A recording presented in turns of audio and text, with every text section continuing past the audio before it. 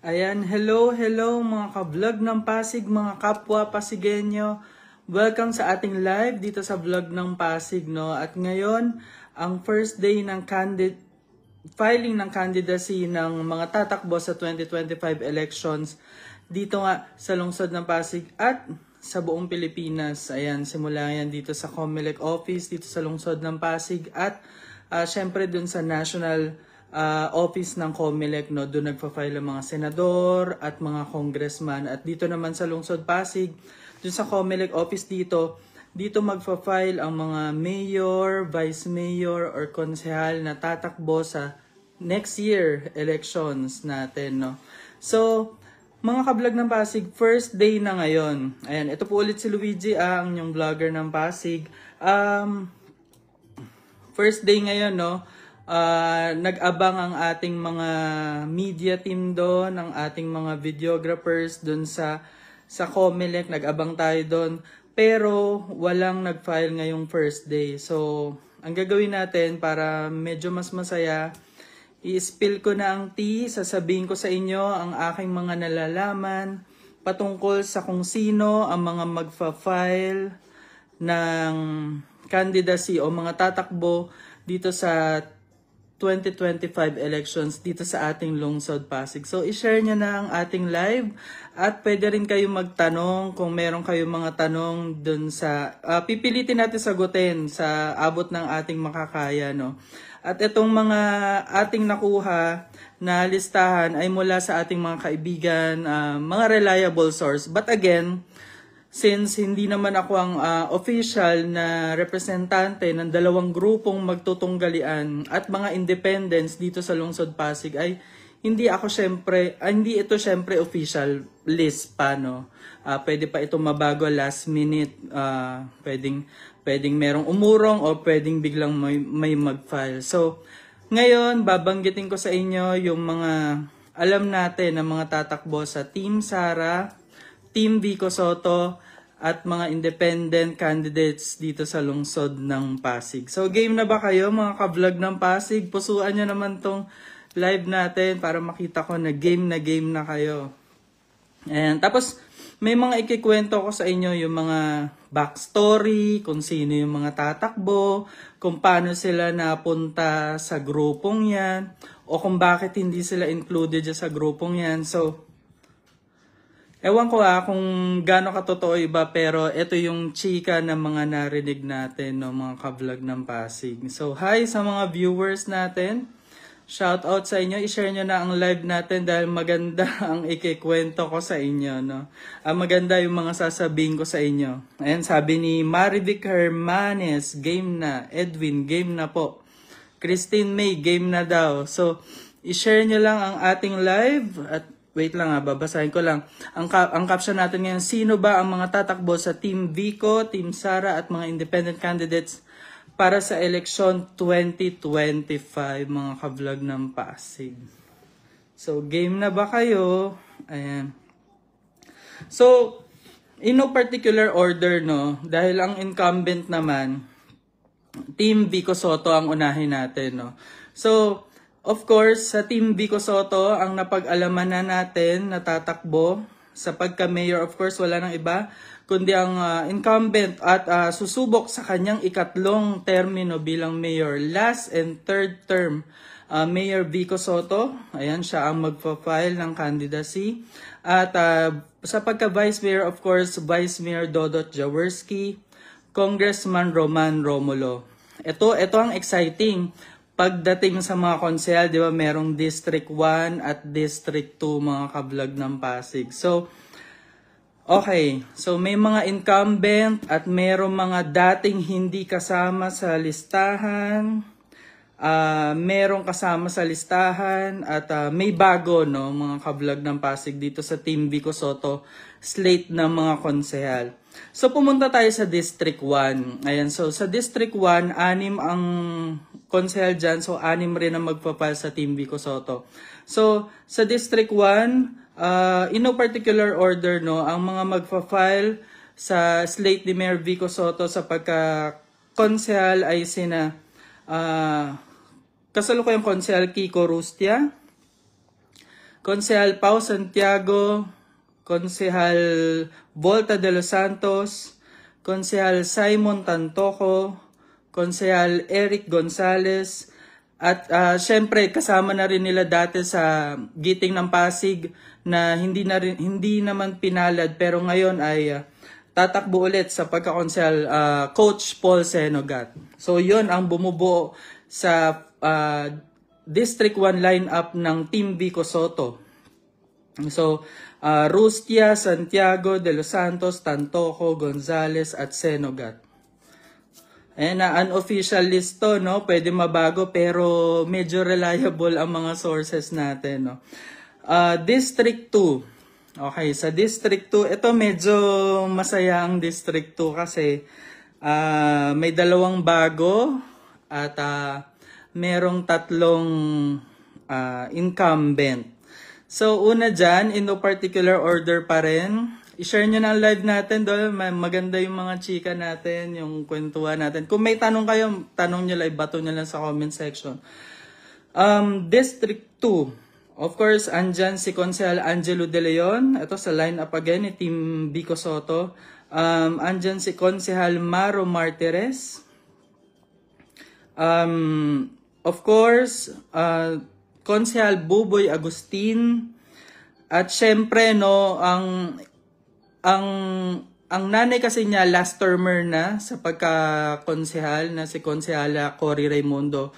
So, ang balita nating magtutuloy ng kanyang pagiging pagsiserbisyo publiko ay ang kanyang anak na kagawad ng Barangay Maybunga ngayon na si Kagawad Boy Raimundo. So, isa siya sa magiging kandidato ng District 2 slate ni Mayor Vico Soto. At syempre, ito yung sinasabi ko sa inyong independent to tinag niya ang sarili niya as independent to nakarang elections, medyo kinulang sa boto pero ngayon kasama na siya ngayon sa slate ni Mayor Vico Soto, walang iba kundi si dating National Youth Chairman or Undersecretary ng National Youth Commission na taga Barangay de la Paz, Ryan Enriquez. So ayan. Ngayon mga ka-vlog ng Pasig, kung napapansin nyo, yung binanggit ko sa District 2 ni Mayor Vico Soto, 5 lang. Andyan ang De Leon, Martires, Enriquez, Agustin, Raimundo. So, ang chika dyan, mga ka-vlog ng Pasig, usap-usapan, butas pa ng isa ang District 2 slate ni Mayor Vico Soto. Hi Lawrence, ayan, hi Chris.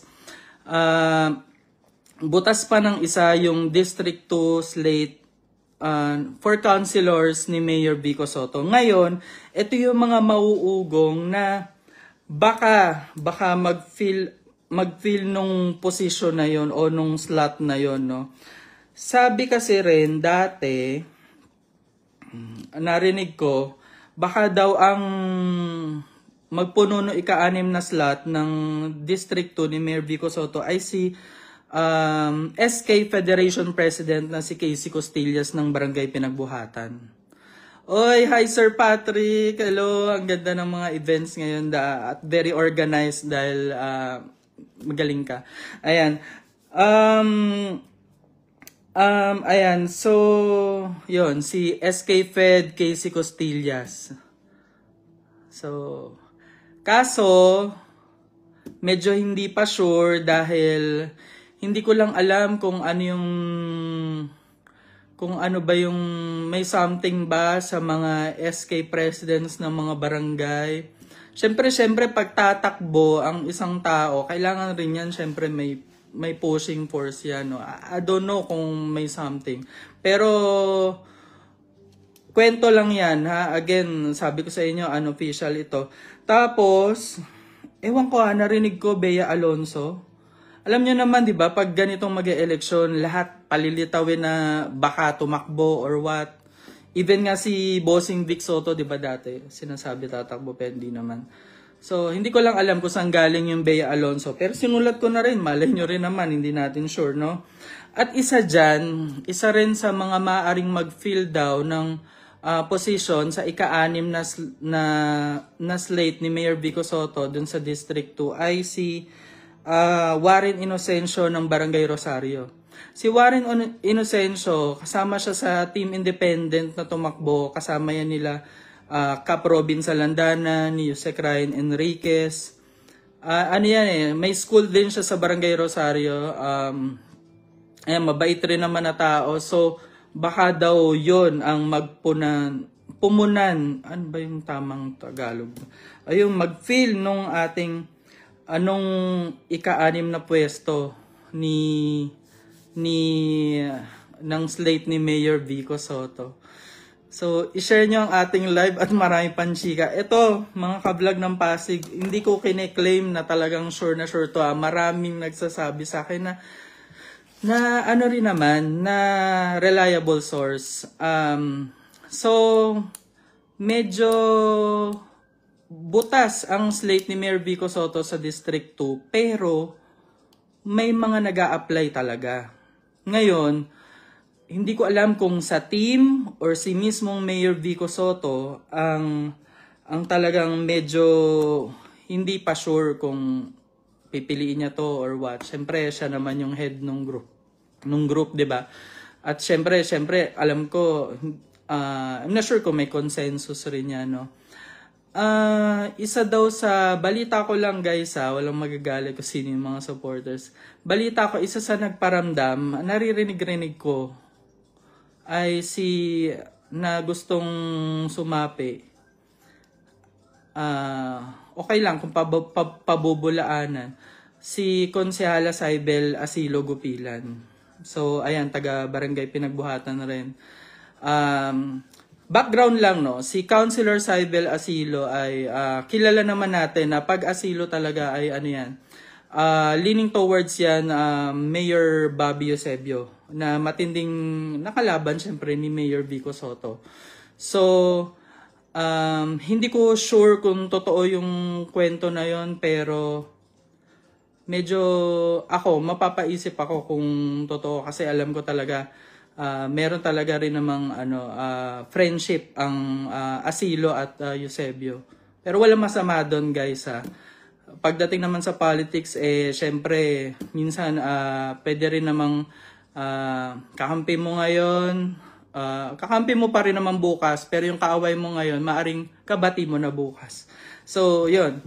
Political lang naman yan, guys. So, yun yung kwento. Hindi ko lang sure kung how true na medyo nagparamdam nga si Konsehala Saibel Asilo na gusto mapasapi sa grupo ni Mayor Vico Sotto. Bukod doon sa kwento ng isang kaibigan na nagbo-blue na daw ngayon si Konsehala Saibel. Ewan ko. Siyempre, lahat naman ng tao may kanya-kanya opinion at pwede nilang isipin kung gaano silang ano ba tawag doon? Ka-creative mag-isip sa mga bagay-bagay. So, ayun. Hindi ko sure kung totoo yun. At hindi ko rin, kung totoo man yun, hindi ko rin sure kung ano magiging desisyon ng Mayor Vico Sotto. Diba?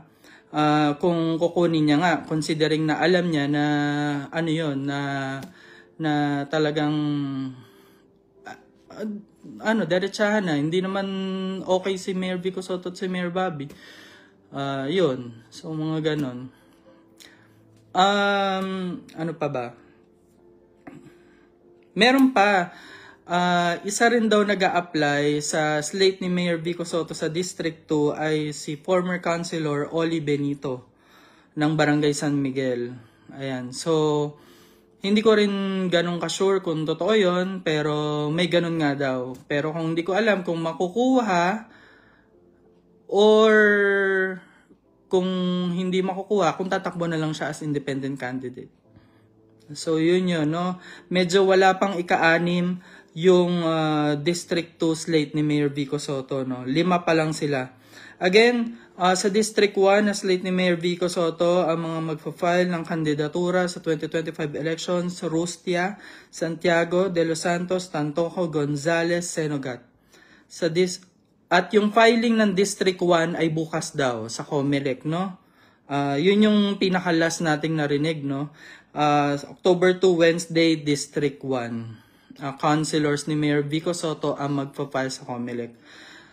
District 2 Councilors ni Mayor Vico Soto, De Leon Martires, Enriquez, Agustin, Raimundo. October 4, Friday. Yun yung filing ng District 2 ni Mayor Vico Soto. So, ayan, iwan muna natin yan. Punta muna tayo naman ngayon sa grupo ng makakatunggali ni Mayor Vico Soto na si Team Sara Diskaya. Ayan. So, from blue, punta naman tayo sa red. Okay. Ang line-up ni Miss Sara Diskaya na, ayan, of course, sa magka-mayor, ito wala pa naman silang tahasan o diretsang sinasabi. Pero ito yung napag-alaman na natin, Sara Diskaya, yung babae na may-ari ng St. Gerard Construction at nagtayo ng Charity Foundation, ay siya ang tatakbo sa pagka-mayor at tatapat kay Mayor Vico Soto sa darating na 2025 elections. So, next, ang Vice Mayor naman ay si Iyo Caruncio Bernardo. So, si Vice Mayor Iyo Caruncio Bernardo, siya ang huling tumapat kay Mayor Vico Soto noong nakaraang 2022 elections. Medyo hindi pinalad, pero ngayon, dito naman siya magbabalik ulit. Kasi naging Vice Mayor na rin naman natin siya at na-serve niya naman yung buong terms niya sa City Council. Ay magkakatapat ngayon si Vice Mayor Dodot Jaworski at si Vice Mayor Iyo Caruncio Bernardo. Ayan, so hindi na bago, no? Mga kilala natin ang magtatapatan ngayon pagdating sa Vice Mayor. Congressman, of course, kay Mayor kung may Congressman Roman Romulo siya na abogado rin. Ang tatakbo naman sa Team Sara, isa ring abogado sa pagkatao ni Attorney Ayan Sia or Attorney Christian Sia. Dati siyang konsehal ng lungsod ng Pasig. Ayan, at ngayon ay mukhang susubok at magpa-file sa kandidatura na sa pagka-congressman. Ayan, so alam ko parang okay naman sila, friends naman yata sila ni Kong Roman. I don't know, parang may nagbanggit lang sa akin, pero ngayon mukhang magkakatapat na sila sa politika. Ayan, dami nagko-comment. Punta naman tayo guys sa District 1. Wag kayong wag kayong mag-away sa comment section. Magtanong na lang kayo kung may tanong kayo. Punta tayo sa District 1 ng Team Sara Diskaya. Okay. Sa District 1, of course, ang line-up ng councilors ni Madam Sara Diskaya, una dyan, in no particular order, una, si Attorney Tantan Ambrosio. Alam ko si Attorney Tantan Ambrosio ay isang tubong barangay Sumilang at nung mga nakaraang taon ay nagbababa rin siya ng mga project na parang, kasi sinasabi ko kasi hindi nyo naman wala pa siya naging pwesto sa sa gobyerno bilang politiko Para lang may idea kayo, nag-free legal something siya sa mga Pasigan niya. At alam ko tumakbo rin siyang konsehal last time. Hindi pinalad, pero ngayon susubok ulit sa District 1 lineup ni Team Sara Diskaya. Ang susunod na ating babanggitin, kasalukuyang kapitan ng barangay Oranbo, District 1 ng lungsod ng Pasig ay si Cap Richie Puwa. Ayan, so na kay Team Sara Diskaya na siya. At syempre, isa rin kasalukuyang kapitan mula barangay Kalawaan. Ayan, tumakbo rin to nung nakaraang elections, hindi pinalad, pero ngayon muling susubok para tumakbo bilang konsehal ng lungsod ay si Cap Jess Gaviola. Okay? Next. Ayan, huwag kayong mag-amay sa comments sa'yo, may nababasa ako. Next, former kapitan ng Barangay Bambang, ayan, At alam ko ngayon may posisyon siya, di ko alam kung as volunteer or nag-head siya sa St. Gerard Charity Foundation. I-correct mo na lang ako, Cap J.R. Samson. Cap J.R. Samson, former kapitan ng Barangay Bambang, ay susubok sa pagkakonsehal sa line-up ni Team Sara Diskaya. At isa pa, former kapitan ng Barangay San Jose. Ito naman natapos niya yung termino niya. At ngayon ay tatakbo siya sa Team Sara Diskaya bilang konsehal ng District 1. Nangangawit ako sa upo ko.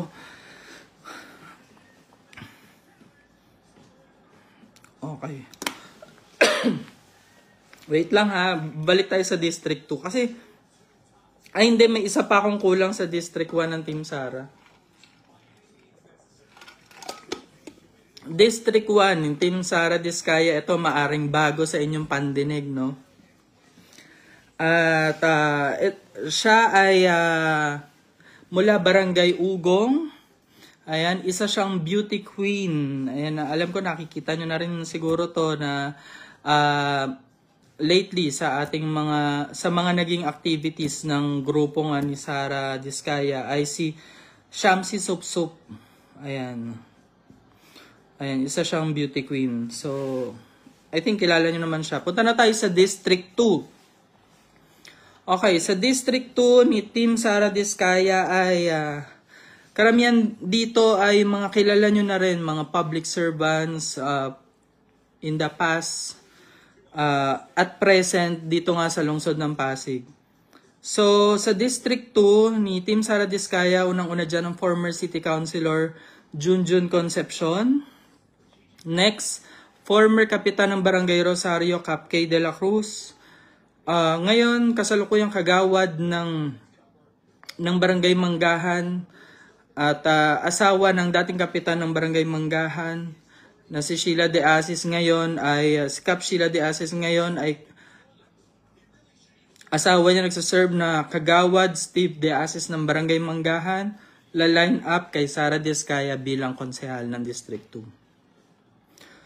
Next, last but not the least, ito, hindi pa pala, pangalawa sa huli, Willie Sitiar, former City Councilor ng District 2 mula Barangay Santolan. At mula rin sa Barangay Santolan, isang actress, ayan, Aramina. Ayan. Aramina, si kapatid ni Christine Reyes, ayan, si Aramina. Siya ang tatakbo. Isa sa mga tatakbong konsehal ni Sara Diskaya sa darating na 2025 elections. Ay, wala kasi nag-file ngayon kaya ang boring. Kaya mag-share na lang ako sa inyo ng mga alam ko at mga ni-research ko na mga magpa-file. So, kung mapapansin nyo, ang binanggit ko lang ulit sa District 2 ng Team Sara Diskaya ay 5. Junjun Concepcion, K. De La Cruz, Steve De Asis, Willie Sitiar, Aramina. Ngayon, ang bali-balita ko, kung hindi nila mapupuno yung ika-5 spot, pero meron na rin silang mga kino-consider or ongoing talks, ay mamaya sabihin ko kung sino. Isa sa mga independent candidates ay muli, mukhang magiging guest candidate ay si current konsehala Saibel Asilo Gupilan. So, yun. Ayan. Ano ba? Huwag kayong mag-away sa comment section. Makinig kayo sa akin. Admin yung nag-aaway, paki-block. Joke lang. Okay. So, huwag kayong mag-away dyan. Ano tayo? Makinig kayo sa latest. So, yun, no? Pero, kung pinaplano talaga ng grupo rin, narinig ko, na mapuno nila yung District 2 na slate nila. Siyempre, no, gusto naman nila pag tumatakbo grupo, iba pa rin daw pag puno ang slate. Ganun rin sa part nila Mayor Vico Soto, siyempre. So ngayon, District 2, ang tinutulak or kinakausap nga na tumakbong konsehal ay si current kapitan Robin Salandanan ng Barangay Pinagbuhatan.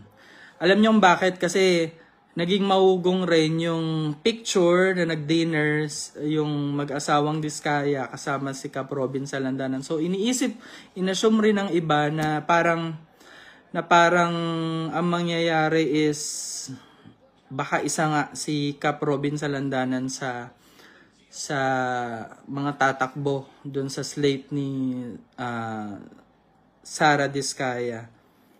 Ayan. So, hindi ko pa sure kung ano na ang magiging desisyon ni Kap Robin Salandanan. Pero nung bago lumabas yung picture, may mga nakausap si Kap Robin Salandanan sa side naman ni Mayor Vico Soto at pinabulaanan niya na tatakbo nga siya na konsehal. At ito pa narinig ko guys kung tatakbo eto, hindi ko sure kung anong chika na to pero pwede naman nilang di umano, ayan may di umano. Susuporta daw talaga rin naman ang asilo, kasi asilo, di ba, barangay Pinagbuhatan rin yan, kung tatakbo rin ang isang Robin Salandanan sa pagkakonsehal ng lungsod ng Pasig. So, ayan so parang Salandanan, asilo, kung sakasakali, baka magandalawa ang konsehal ng barangay Pinagbuhatan. Kung go si Kap Robin. Ayan, alis na mga naka-lock profile dito. Pero ako, guys, naglalak rin ako ng profile for the safety rin, no? Dapat kayo rin, actually, mag-lock na kayo ng profile. Saka, guys, again, election lang to, no? Hindi naman every 3 years dapat nagkakasamaan kayo ng loob ng mga friends nyo, mga katrabaho nyo. Ako, wala sa politika, wala sa politiko, wala sa mga kandidato ang ikasasaya ng buhay nyo at kabuhayan nyo, guys.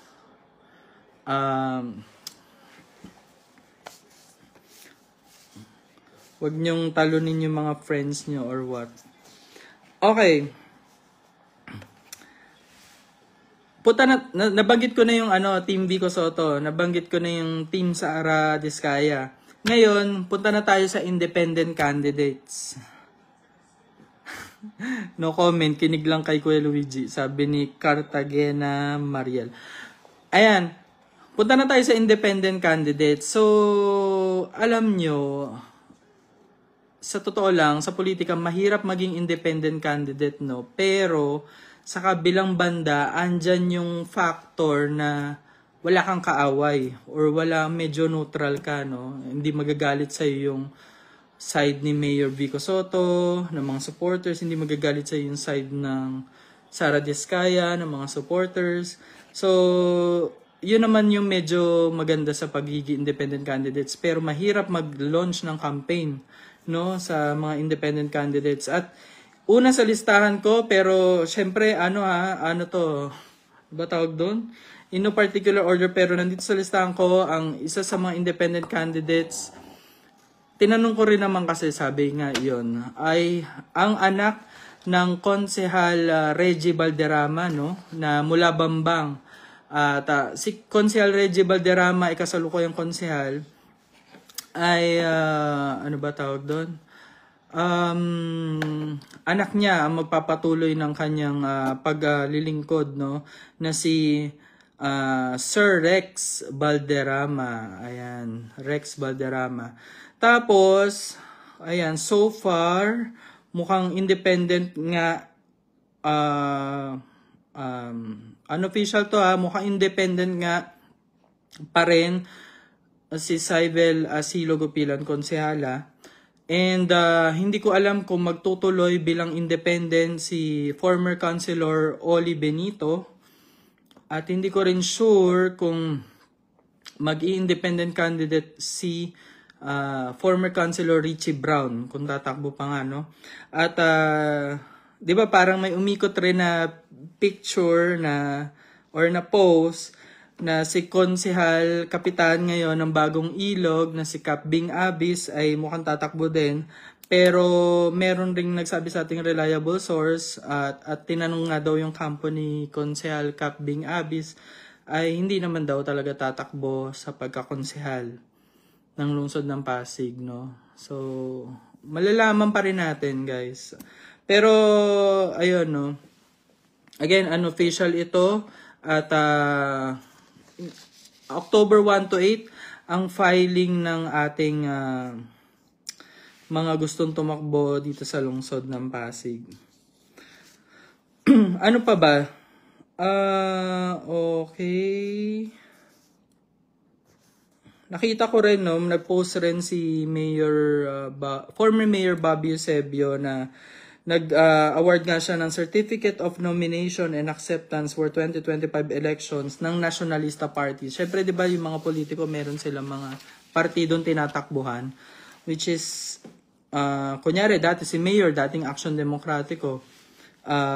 Si Vice Mayor Dodot, alam ko, Action Demokratiko. Angelo De Leon, alam ko, Action Demokratiko. Ngayon, si former Mayor Bobby Eusebio, meron siyang partido naman, yung Nationalista Party. At alam ko, Nationalista Party, parang yun yung, if I'm not mistaken, yung kila Villarden, yun yung partido nila. At kasapi nga ngayon dyan ay, nakita naman sa picture at sa post, no, sila former Councilor Willie Sitiar, Kagawad Steve De Asis, Kapitan Jess Gabiola, Sir Rex Valderrama, at syempre yung kasalukuyang konsehal na si Konsehala Saibel Asilogopilan. So, ayun. So, medyo ano talaga ako, ako personally, hindi ko sure kung totoo yung may nagsabi sa akin na parang gustong umanib ni Konsehala Saibel sa side nga ni Mayor Vico Soto. Considering na ang mga asilo ay malapit talaga sa Eusebio, no. Okay. Pero again, no, no permanent ano naman sa politics, at kung ano man yung magiging paglilinaw ay gagalang natin, at kung saan sila mapupunta, dadalhin ng kanilang mga paa ay igagalang natin. So may mga questions po ba kayo, mga ka-vlog ng Pasig at mga kapwa ko Pasigenyo? Hi, Ate Olive Santiago. Good luck sa lahat ng tatakbo, sabi ni Rochelle Martinez. Salamat sa info ng vlog ng Pasig.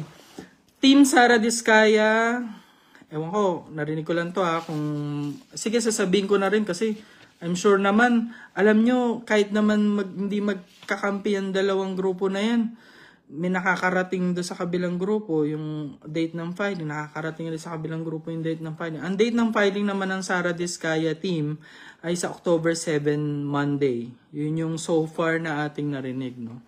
Sa Monday. So, ang District 1 ni Team Vico Soto bukas magpa-file sa COMELEC. District 2 councilors ni Mayor Vico Soto sa Friday, October 4. Ngayon, ano ba naman yung comment na yan? Tumaba pa. Para ang layo naman sa topic. Oo, pataba nga. Tapos, ang wala pa tayong definite date ay kung kailan magpa-file si Mayor Vico Soto sa kanyang bid sa pagka-mayor for the third and last term niya dito sa lungsod ng Pasig. So, hindi ko alam kung by history last day, kasi parang nung mga nakaraan last day namin na cover yung yung filing ni Mayor Vico Soto. Pero malay mo, baka sabayan niya ang Team Sara Diskaya, kasi usually pag nagfa-file naman si Mayor Vico Soto, ang kasama niyang mag-file ay of course ang kanyang running mate na si Vice Mayor Dodot Jaworski. Yun din yung nakaraan dati, no? Si Vice Mayor Dodot Jaworski, kasama niya ang kanyang asawa Mikey Coangco Jaworski. Mayor Vico Soto, I'm not sure, pero siguro naman, no, kasama niya pa rin ang kanyang ina na si Miss Connie Reyes at ano ba tawag doon? si Bossing Vic Soto. Ang Team Sara Diskaya naman, sa naririnig ko ha, ang makakasama naman nila sa filing ay mga, sabihin ko ba, mga leaders, ayan, mga HOA leaders at iba pang organization. Pero malalaman natin ang kanya-kanyang gimmick nila sa oras talaga at sa araw ng filing nila. So, ayan. Shout out po sa aming anak na si Kai o KK o Kai. Sir Luigi, nagre-review kami and nakita ko naka-live ka po. Salamat po. Jess Dison. So, mag-review ka na dyan. Ayan. Chubby lang. Haha. Karel Uni. So, ayan mga ka-vlog ng Pasig, no? Dahil binitin tayo ng mga magpa-file na kandidato. Walang nag-file yata. Based rin sa aking tao sa vlog ng Pasig, walang nag-file yata ngayon sa COMELEC. Ayan, kasi nakaabang yung mga media doon para mag-interview. I don't know kung kung paano ginawa ng COMELEC dati na once nakapag-file ang mga barangay officials na tatakbo ay hindi hindi na pwedeng lumabas sa mga media or bawal na interviewin. So, di ko alam kung mag-a-apply rin ito sa mga LGU natin na officials ngayon, no. Congressman Roman Romulo at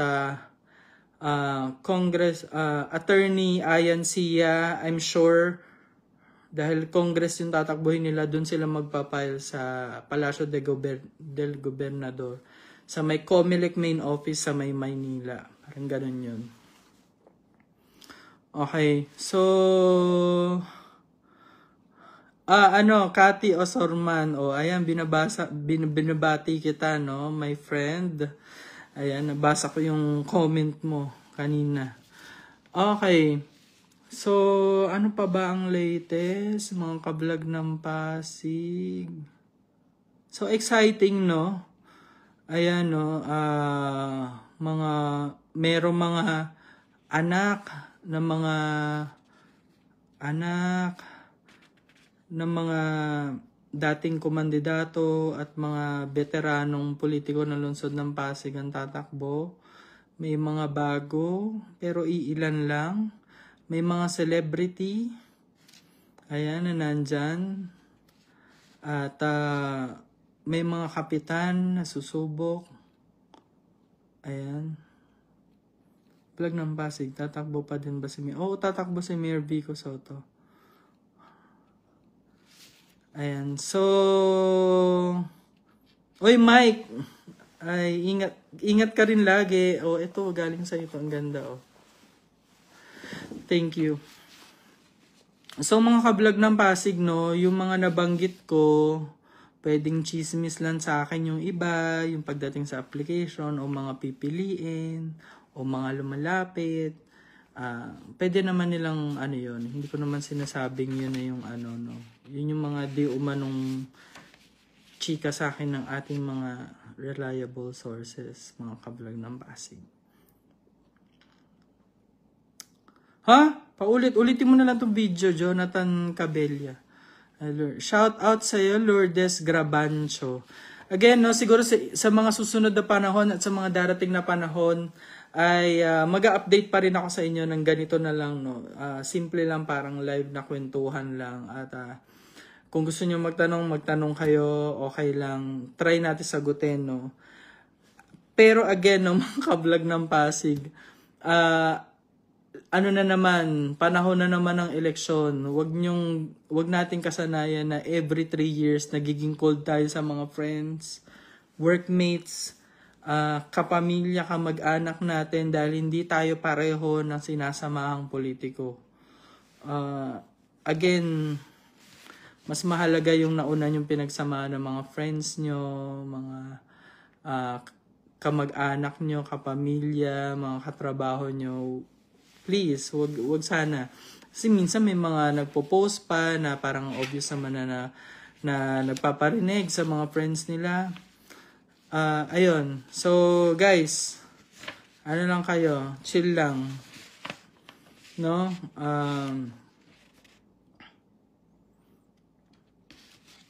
Ayan. Mga trolls.